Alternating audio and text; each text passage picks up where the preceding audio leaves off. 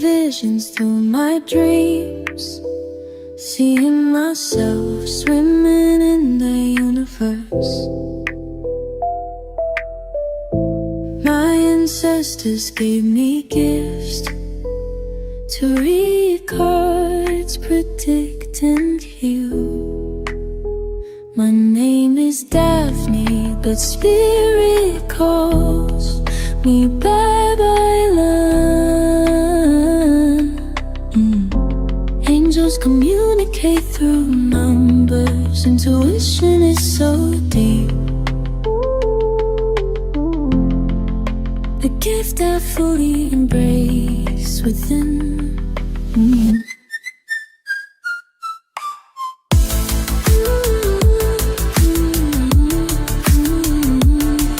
Hello Taurus, welcome po sa inyong reading. So this is for May the 1st to May the 7th reading.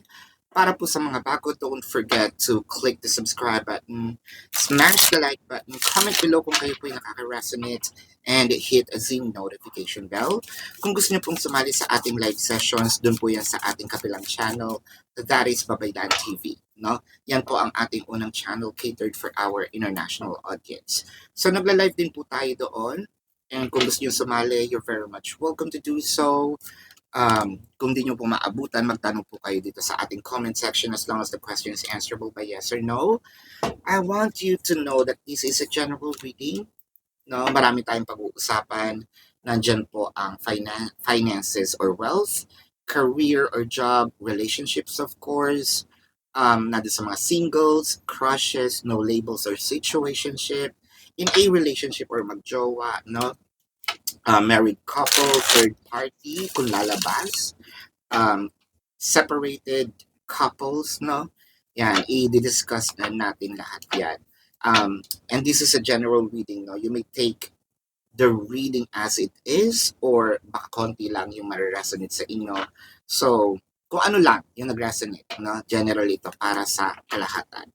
So, medyo straightforward ang ating cards ngayon. Medyo may pagkamaldita. So, I think that this is more of real talkan tayo, no? Taurus. So, magsimula na tayo. Get the fact out of your head. So, parang sinasabi dito na ating ng energy natin, no, parang yung isip natin or yung katawan natin, parang kino-call out na tayo. No, masyado tayong nag-overthink, masyado tayong, dahil sa overthinking na yon, I think that it goes deeper or deepen into anxiety or depression. Get into your heart. It misses you. No?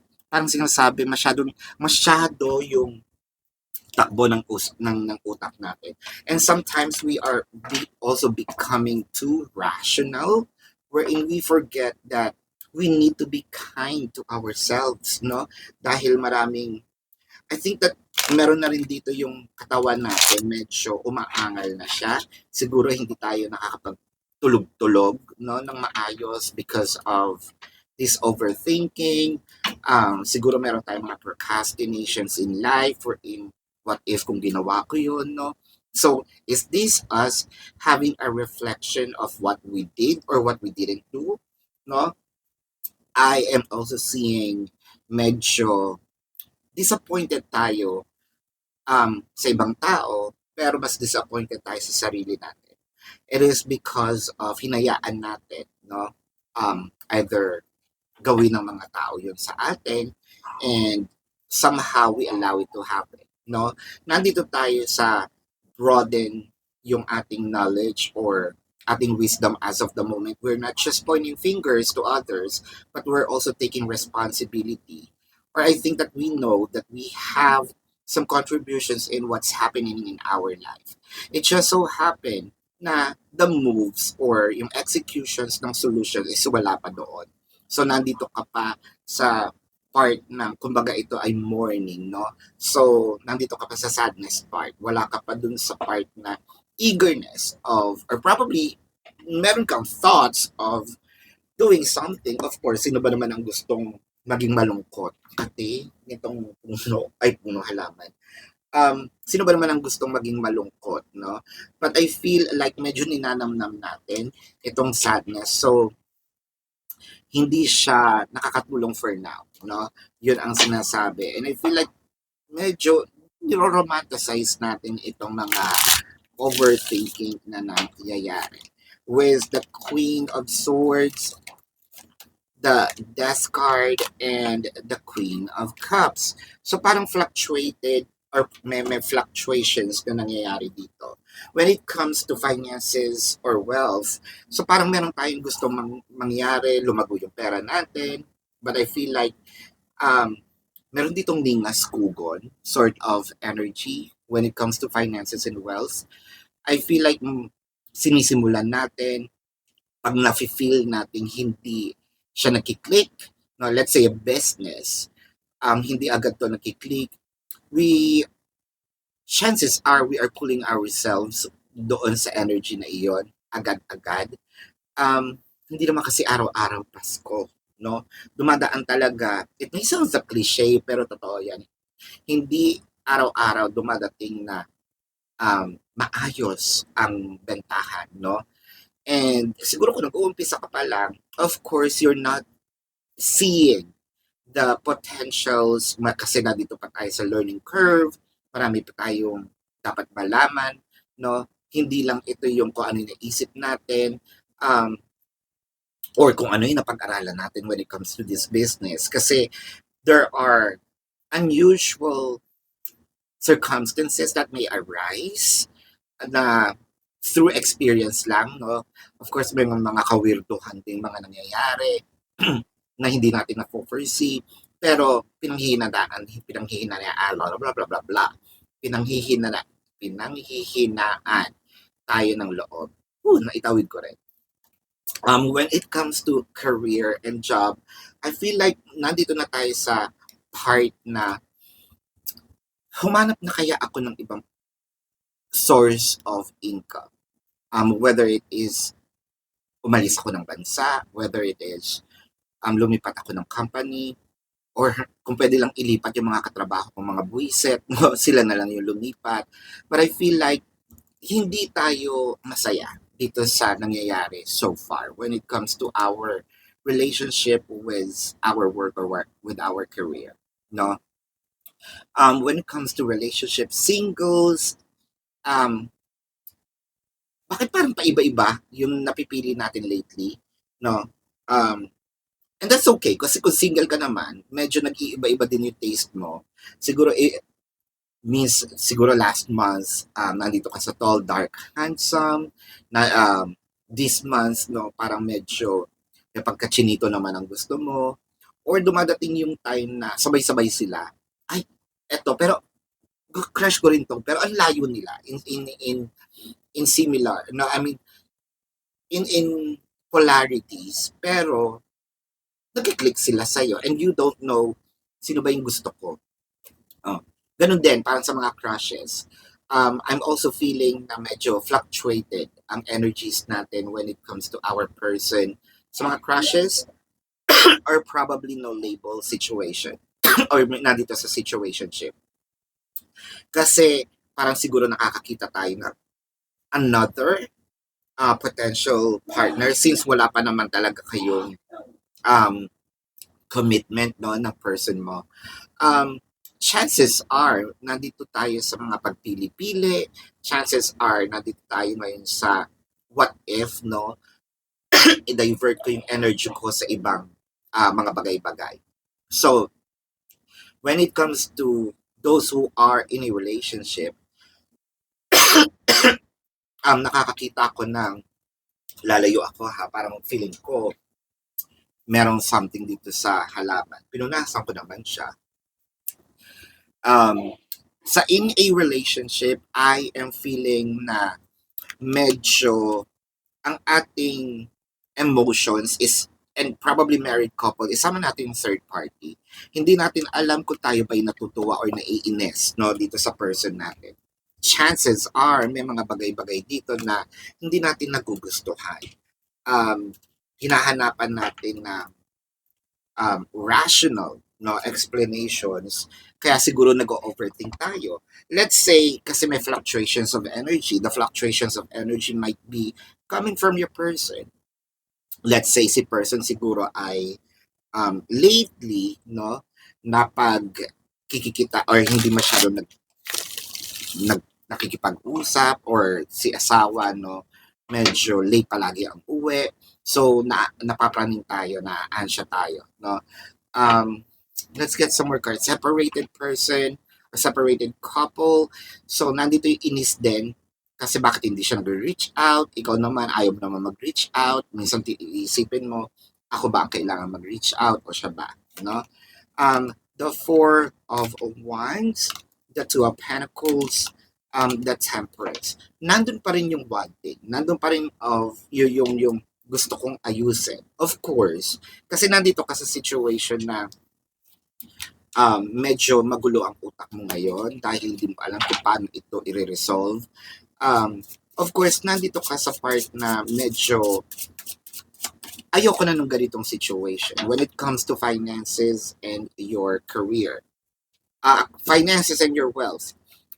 Hindi mo kasi alam kung ito ba'y magbo-boom, kung ito ba ay magre-result ng magandang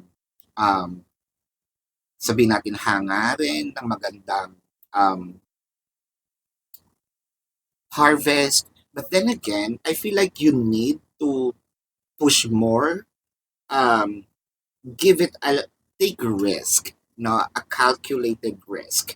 When it comes to the career and job, I feel like kung ano man yung pinagdadaanan ninyo ng iyong mga katrabaho, maayos naman ito. With the Four of Wands, I feel like meron lang talagang mga paksyon na kailangan i-consider. I think what needs to happen in here is what hindi yung pang sarili. What's the outcome. Ilabas natin yung sarili natin sa sitwasyon and kung ano yung outcome, not because of the prinsipyo lang, no? What's going to happen for all of us, no? I think that someone here needs to bow down and probably let other ideas to flourish, no? When it comes to relationships, singles, crushes and no labels, iniisip mo ba kung magkakajowa ka pa? Kasi I feel like you have been trying so hard to a point where siguro binibigay mo na lahat ng best mo pero hindi pa rin ito nagre-result into something na inaasahan, no? So, no labels or situationship, and in a romantic situation, of course, hindi natin agad-agad kayang i-throw away ang ating relationship even with those challenges. Pero ang nakikita ko dito, medyo sa puso natin, meron na tayong either doubts or medyo nandun na tayo sa thoughts of what I'm gonna do with this relationship, no? What I'm gonna do with the part of paano ko sosolusyonan itong nangyayari sa amin, paano ko bibigyan ng paano ko i-approach kung meron akong galit, ines, no? Separation or separated couples, I think hindi mo alam kung ikaw ba talaga ang magre-reach out, no? But what you wanted in here is more of union, harmony, ma-establish or re-establish, no, yung connection mo with your person. Let's get some more cards in here. Probably what the universe has to say and what could have been the other cards, no? Yung pwedeng sabihin sa inyo. The Magician, the Hermit, the Wheel of Fortune. I think what needs to happen in here is more of becoming more rational and silent. Especially when it comes to career and job. Unahin ko na yon dahil medyo ang kailangan dito lawak ng pag-iisip. Hindi ko sinabing makiti lang isip. Stretch more your knowledge, or stretch more your wisdom. I feel like silence is better than war, especially if the war isn't that worthy. Um, you know, silence or peace of mind is more better than to have um, arguments, no, with other people. At the end of the day, kung sino naman ang tama, siya ang yun ang mag-aano, no? Yun ang magpe-prevail. So magkita-kita na lang sa finals, no? I think that's the more of the message. When it comes to finances and wealth, ang nakikita natin dito, sige lang, ituloy mo lang. Whatever you're manifesting, I feel like you just need to change the mindset. And I am seeing the wheel of fortune. This is a whirlpool of fortune. So it requires, or it, I mean, this energy needs to happen even without you lifting a finger. In the future, the hermit also signifies a long period of waiting. So medyo stretch natin ang patience natin dito, hindi agad-agad no makukuha natin ang gusto, pero hindi yun nangangahulugan hindi tayo mag-harvest. With regard to the singles, crushes, no label situation, I feel like kung ano man itong hinihingi mo, kung ano man yung gusto mong mangyari dito sa relationship, ibibigay sa'yo.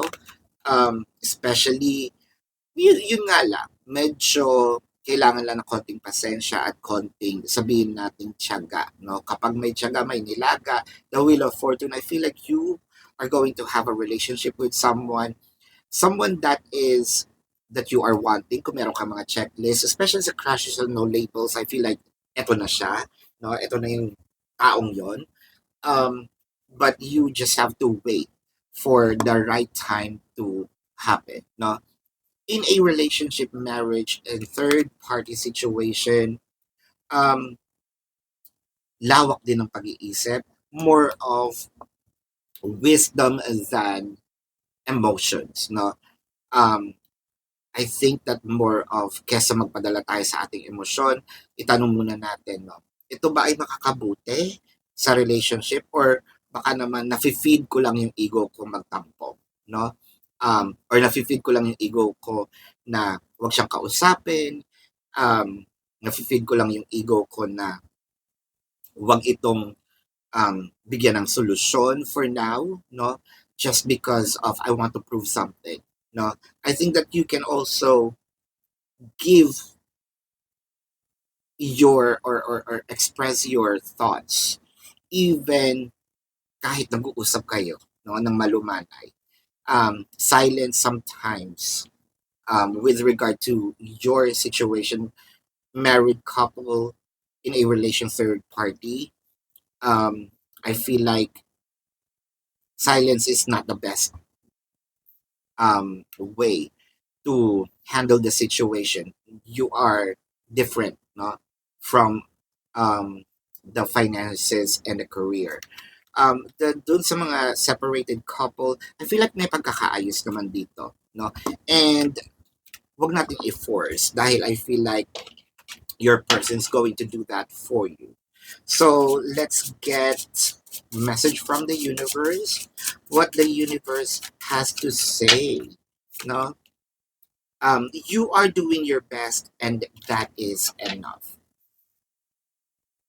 So again, no need to force the connection. No need to force the event. You are already enough. You are doing your best, and I feel like you are being guided. But you must learn the the art of waiting. No, any difficulties you face will not last forever. What did I say? No, I think that this May, ito na yung May 1st to 7, I think that there will be a solution that is going to arise with the difficulties or challenges that you are facing as of the moment. Release the thoughts and feelings that don't feel good. So ito na nga, no? Dahil masyado tayo nag-overthink, I feel like you need to remove that adds up to what is happening to your energy, and I think that that is not good for you. With regard to focus on all of your energy on love, happiness, and your hopes and dreams. So let's focus more on good things rather than, that will deprive us of our peace of mind. No, let's check the zodiac sign of your person. Pero bago po yan, I want you to know na sa kabilang channel po, Babaylan TV, doon po tayo nagla-live, no? So pwede kayong sumali sa live sessions. Kung hindi nyo po maabutan, pwede naman kayo magtanong dito sa ating comment section as long as yung question po is answerable by yes or no. Pero kung hindi po kayo papatulugin ng yes or no na sagot lang, dumiretso na po kayo dun sa ating website. There is a link. Click the link, you will be routed to my website. Nandun po yung information sa description box ng video na ito. No? Click the link. Nandun po yung name, number, QR code, amount per questions for your reference. Take advantage of the 4 questions plus 1 kasi discounted po yon. And if you want to book a private reading, nandun din po siya. No? Let's check the zodiac sign of your person. This can be their sun sign or a placement in their chart. I am seeing Virgo, Sagittarius, Taurus, Leo, Pisces, Scorpio. Yeah, so this is your reading. Love and light to you. Namaste. See you po sa susunod na readings. Goodbye.